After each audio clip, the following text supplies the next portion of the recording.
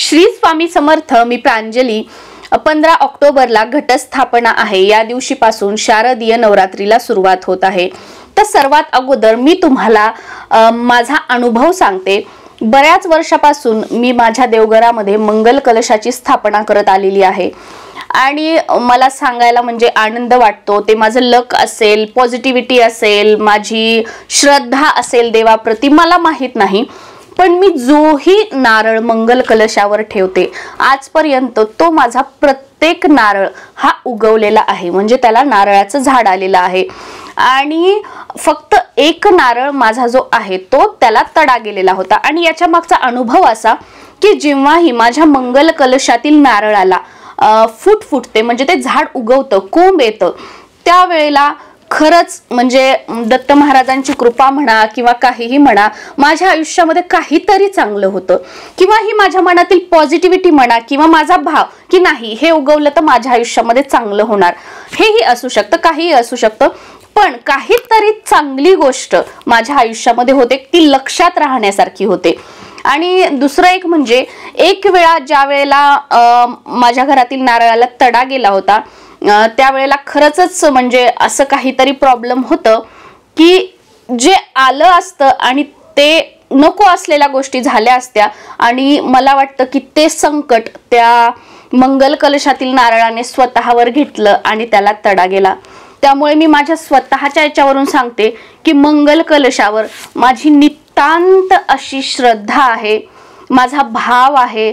मंगल कलश जे म्हणतो ना की माझ्यासाठी माझ्या घराचा जीव की प्राण आहे, देवा समान आहे. जेवढं दत्त महाराजांवर आपण विश्वास श्रद्धा ठेवतो तेवढीच श्रद्धा माझी मंगल कलशावर सुद्धा आहे. आणि ज्या वेळेला एवढ्या श्रद्धेने, एवढ्या विश्वासाने कोणतीही गोष्ट आपण आपल्या घरासाठी करतो ना, त्यावेळेला ती नक्कीच आपल्याला सकारात्मक रिझल्ट देते. त्यामुळे जे काही करताय ते विश्वासाने करा, त्याचा रिझल्ट जो आहे तो आपल्याला 100% मिळणार आहे. आणि असं नाही की एखादी गोष्ट केली की 4 दिवस झाले, 21 दिवस झाले, मग असं तर नाही झालं, मग तसं तर नाही झालं, हे नाही. आपलं काम आहे करणं. फळ कधी द्यायचं की नाही, कसा द्यायचं, कशा पद्धतीने द्यायचं, कशा थ्रू द्यायचं, हे सगळं भगवंताच्या हातात आहे. आपल्या हातात फक्त आपले चांगले कर्म करणं, त्यासोबतच या आध्यात्मिक मार्गाकडे ज्याही देवांना, गुरूंना आपण मानतो त्यांचं काहीतरी म्हणजे करत राहणं की आपल्या कष्टाला नशिबाची साथ मिळावी यासाठी. आणि जेव्हा आपण श्रद्धेने करतो तेव्हा 100% मिळते भगवंताची साथ. तर बघा, मी अत्यंत साध्या सोप्या पद्धतीने सांगणार आहे. मी खूप हे नाही की असंच करा तसंच करा, तसं जे मी फॉलो करते, जे साध्या सोप्या पद्धतीने, ते मी तुम्हाला सांगणार आहे. मंगल कलशासाठी आपल्याला एक तांब्याचा तांब्या घ्यायचा आहे. तो तांब्याचा तांब्या कसा असावा की त्याचं जे तोंड आहे बघा ते पसरट असावं, की त्याच्यावर आपण जे नारळ ठेवतोय ते खालून थोडंसं ओलसर राहावं, ते बुडलं. छोटंसं तोंड असलं त्याच्यावर नारळ ठेवला तो खालचा भाग बुडला जात नाही. हे पसरट असेल तर खालून थोडंसं ते ओलं राहतं. अशा पद्धतीने नेहमी कलश घ्यायचा. आता तुम्ही म्हणाल की आमच्याकडे तांब्याचा तांब्या नाहीये, तुम्ही स्टीलचा घ्या किंवा अजून कोणता तुमच्याकडे असेल तो तुम्ही घेतला, तुम्ही चांदीचा घेतला तरीही चालेल, काही हरकत नाही, कोणताही घ्या. शेवटी आपला भाव महत्वाचा आहे. तांब्याचा तांब्या घ्यायचा. मंगल कलश हा नेहमी सकाळी 8च्या अगोदर, जी आपण सात्विक वेळ जी म्हणतो ना, की ज्या वेळेला आजूबाजूला खूप आवाज नसतात, आपल्या मनामध्ये 100 विचार नसतात, करकर नसते आजूबाजूची, आपल्या मनामध्ये विचारांचा गोंधळ नसतो, अशा शांत सात्विक वातावरणामध्ये जर आपण मंगल कलश स्थापन केला आपल्या घरामध्ये तर खूप उत्तम. किंवा सकाळी अगदी म्हणजे 12च्या अगोदर, 11च्या अगोदर, तुम्हाला ज्या वेळेला शक्य आहे त्यावेळेला तुम्ही करू शकता. पण मी तुम्हाला उत्तम वेळ सांगितली. आणि सर्वात उत्तम वेळ म्हणजे सकाळी 6:30 ते 7:30 ही आपण आपल्या घरामध्ये माता लक्ष्मी येण्याची वेळ मानतो. तर त्या वेळेमध्ये जर आपण केलं मंगल कलशाची स्थापना तर खूप छान होईल. देवघरासमोर बसायचं, देवासमोर दिवा लावायचा, अगरबत्ती लावायची, जे काही असेल देवपूजा करून घ्यायची आणि त्यानंतर मंगल कलशाची स्थापना करायची आहे. तांब्याचा तांब्या घेतला, त्या तांब्याच्या तांब्यावर समोर स्वास्तिक काढून घ्यायचं आणि 5 उभ्या रेषा काढून घ्यायच्या. त्याच्यामध्ये स्वच्छ पाणी टाकायचं. त्या पाण्यामध्ये हळद, कुंकू, 1 रुपयाचं नाणं, 1 सुपारी आणि एखादं लाल फूल असेल तर ते टाकायचं. लाल फूल नसेल तर काही हरकत नाही. आणि तुमच्याकडे असेल जर गुलाबाचं अत्तर वगैरे असेल ते थोडंसं स्प्रिंकल करायचं. आणि ही सगळी प्रोसेस करत असताना तो आपल्या कुलदेवीचा जो कोणता मंत्र असेल तो आपण मनामध्ये बोलत राहायचा. आणि ज्या सकारात्मक गोष्टी, मी कशासाठी मंगल कलशाची स्थापना माझ्या घरामध्ये करते, की माझ्या घराला माझं स्वतःचं घर होऊ दे, किंवा माझ्या मुलाला इथे इथे नंबर लागू दे, माझ्या मिस्टरांचं प्रमोशन होऊ दे, आमचा उद्योगधंदा व्यवसाय चांगला चालू दे, जे काही तुमच्या मनामध्ये आहे ते थॉट ती कुलदेवीला प्रार्थना करायची आणि त्यानंतर हा मंगल कलशाची जी प्रोसेस आहे ती करायला सुरुवात करायची. आता कुलदेवीचा मंत्र माहित नसेल तर 99 मंत्र म्हणायचा. ओम ऐं ह्रीं क्लीं चामुंडाय विच्चे, ओम ऐं ह्रीं क्लीं चामुंडाय विच्चे, हा तुम्हाला गुगलवर मिळून जाईल. हा मंत्र कंटिन्यू मनामध्ये म्हणायचा. आपलं इंटेन्शन की मी कशासाठी मंगल कलशाची स्थापना करते. त्यानंतर हे आपण सगळं त्या पाण्यामध्ये टाकलं. त्याच्यानंतर आपल्याला काय करायचं, नागवेलीची 5 पानं त्याच्यावर ठेवायची. नागवेलीची पानं नसतील तर आपण आंब्याची पानं सुद्धा घेऊ शकतो, काही हरकत नाही. आंब्याची पानं आहेत ती जास्त दिवस टिकतात आणि नागवेलीची पानं आहेत ती कमी दिवस टिकतात. ती पानं ठेवायची आणि त्याच्यावर एक पाणीदार नारळ. आता बरेच जण म्हणतात की शेंडी काढलेला ठेवायचा की शेंडी सहित. मी दोन्हीही ठेवले आहेत, कारण मी नेहमी ठेवते तर कधी असा भेटतो कधी तसा भेटतो, तर मी दोन्हीही प्रकारची नारळ ठेवलेली आहेत. तुम्ही कोणतंही ठेवा, काहीही हरकत नाही. त्याच्यावर तो नारळ ठेवायचा, पण पाण्याने भरलेला. तो आपण घरात कुठेतरी आहे, कोणीतरी दिलेला आहे असं नाही. एकतर तुम्ही तुमचं जे कोणतं कुलदेवी आहे किंवा कुलदैवत आहे तुमच्या गावामध्ये, तुमच्या एरियामध्ये त्यांचं मंदिर असेल बघा, तिथे दर्शनाला जा. त्यांना सांगा की म्हणजे ओटीमध्ये द्या, किंवा त्यांनी जर दिलं, कधी दिलेलं असेल तर ते नारळ आपण ठेवलं तर खूप उत्तम आहे. किंवा आपण विकत आणायचं आणि ते ठेवायचं. त्यानंतर त्या नारळाला आपण हळद, कुंकू, फूल, जे काही असेल गजरा वगैरे ते आपण ते ठेवायचं. आता हा मंगल कलश ठेवायचा कशावर, हा डायरेक्ट जमिनीवर ठेवायचा नाही. एक छोटीशी प्लेट घ्यायची, जो कलशाचा तांब्या आहे तो त्याच्यात बसेल अशा आकाराची प्लेट घ्यायची. त्याच्यामध्ये थोडेसे तांदूळ टाकायचे, त्या तांदूळावर हळद कुंकू टाकायचं आणि त्याच्यावर हा मंगल कलश ठेवायचा. आता ह्या मंगल कलशावर जे पानं ठेवलेली आहेत, आतमध्ये जे पाणी आहे, हे कधी बदलायचं तर बघा, जे पानं आहेत तुम्हाला हवं असेल तर तुम्ही मंगळवार बदलू शकता, शुक्रवार बदलू शकता, तुम्ही एक दिवसाआड बदलू शकता, तुम्ही आठवड्यात 2 वेळा बदलू शकता, असं काहीही नाही. तुम्ही रोज सुद्धा बदलू शकता. हे सर्वस्वी आपल्यावर आहे, तुम्हाला जसं जमेल त्या पद्धतीने.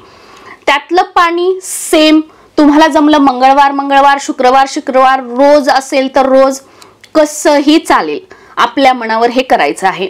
आता जेव्हा पाणी बदलतो त्यानंतर त्या तांब्यामध्ये सुपारी, 1 रुपयाचं नाणं, तेच आपण टाकायचं, दुसरं घ्यायची गरज नाही. बाकी हळद कुंकू परत टाकायचं, परत ते तांब्या स्वच्छ करायचा जेव्हा पाणी बदलणार, परत आपण हे टाकायचं, स्वास्तिक वगैरे काढायचं, परत सेम नारळ ठेवायचं आणि या पद्धतीने करायचं. आता हा प्रश्न येतो की तो म्हणजे हा मंगल कलश ठेवायचा कुठे. तर बघा, प्रत्येकाची आपापली एक, मी माझं सांगते की मी कुठे ठेवतो आणि मला जे माहित आहे ते. बाकी प्रत्येकाची म्हणजे एक धारणा आहे बघा. बऱ्याच जणांचं काय आहे की मंगल कलश हा उजव्या बाजूला असावा, देवांच्या उजव्या बाजूला असावा. बरोबर आहे, तुम्ही ठेवू शकता. आपल्याला वाटतं ना उजव्या बाजूला, किंवा आपण ठेवतो, आपल्याला चांगला अनुभव आहे, आपण उजव्या बाजूला ठेवा, हे योग्य आहे. पण जो मंगल कलश असतो तो देवघरामध्ये आपल्या कुलदेवीचा जो फोटो असतो किंवा आपल्या कुलदेवीची जी मूर्ती असते तिच्या डाव्या हाताला ठेवायचा असतो. हो, परत एक वेळा सांगते, कुलदेवीची फोटो किंवा कुलदेवीची मूर्तीच्या डाव्या हाताला मंगल कलश ठेवायचा असतो आणि मी तिथेच ठेवते. किंवा आपल्या देवघरामध्ये जी ईशान्य दिशा आहे, देवघर असतं बघा, देवघरात एक ईशान्य कोपरा किंवा ईशान्य दिशा, तिथे ठेवायचं.